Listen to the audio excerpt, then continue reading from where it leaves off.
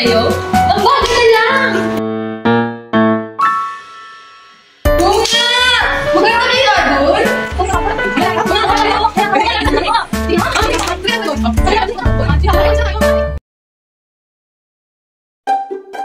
Ay, wala pa sila?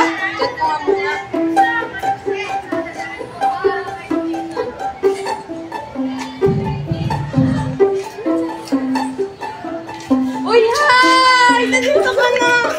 Uy, hi! Asa na si Mama kayo? Dalawa? Dalawa? Grabe naman! Happy? Uy, hello! Bakit ka din? Okay, tara na nga! Pasok na tayo sa airport!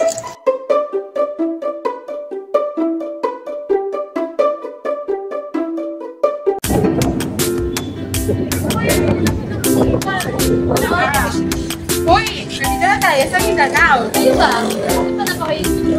Kung hindi ha, tara, at samahan nyo kaming alamin ang mga gandang tanawin sa Mindanao. Tara na! Let's go!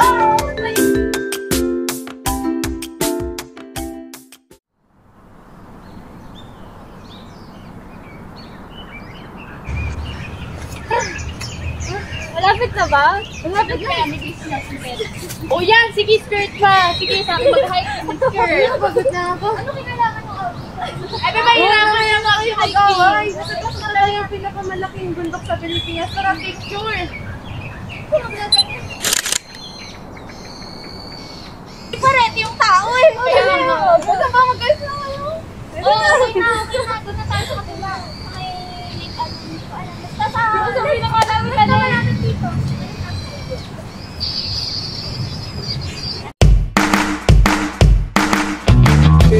Bilang mga estudyante, ano nga bang alam niyo sa Mount Apo? Ang Mount Apo ay isang bundok sa Pilipinas na matatagpuan sa lalawigan ng Davao del Sur at North Cotabato sa isla ng Mindanao. Ito ay pinakamataas na bundok sa Pilipinas na may kabuuang taas na 2,754 na metro mula sa antas ng dagat. Ito ay isang aktibong bulkan, bagamat wala itong nakikitang pag-aalboroto sa nakaraang mga taon. Ang Mount Apo ay sikat sa kabuuang kagandahan ng kanyang kalikasan at nag-aalok ng mga mahahabang trekking at climbing routes.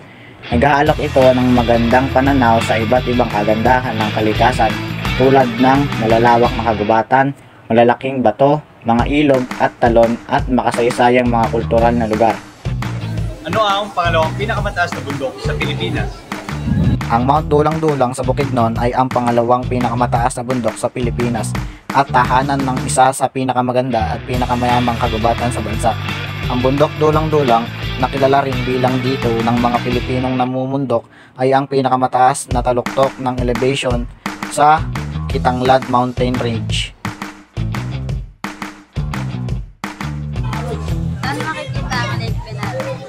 Lake Venado ay isang malaking lawa na matatagpuan sa paa ng bundok Apo sa Pilipinas. Ito ay tanyag na destinasyon para sa mga manlalakbay at mountaineer na sumasagwan patungo sa kahabaan ng ilog na bumubuo ng lawa. Ang Lake Venado ay isang natural na lawa na may malalim na asul na tubig na nagbibigay ng 7 hektaryang natatanging ecosystem.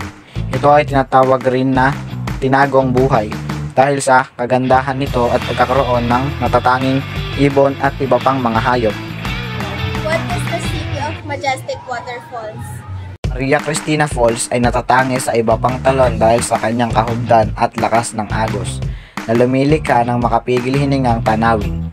Nagmumula ito mula sa ilog Agos at tumutulong sa pagpapatakbo ng hydroelectric power plant na nagsusupply ng enerhiya hindi lamang sa lungsod ng Iligan kundi pati na rin sa mga karatig na lokalidad. Ang malalim na asul na tubig na bumubuo sa Maria Cristina Falls ay nagbibigay ng kakaibang kagandahan sa lugar. Ang lakas ng Agos ay nagdudulot ng isang impresyon ng kapangyarihan ng kalikasan. Upang maprotektahan ang pisikal na anyo ng talon, hindi ito bukas para sa mga turista. Subalit masasaksihan pa rin ang ganda ng talon sa pamamagitan ng isang viewing deck na itinayo na maaaring masilayan sa malayo.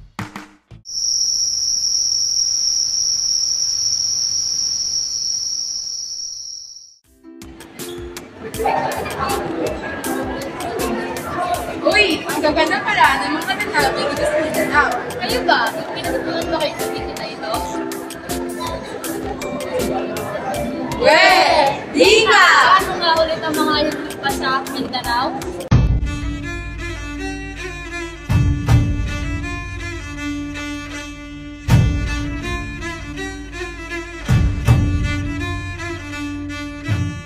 Ano naman ang mga tubig sa Mindanao?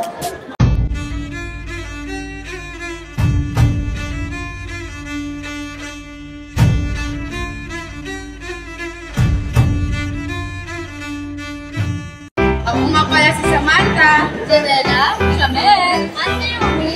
At kami ang Group 5. Hanggang sa muli, paalam!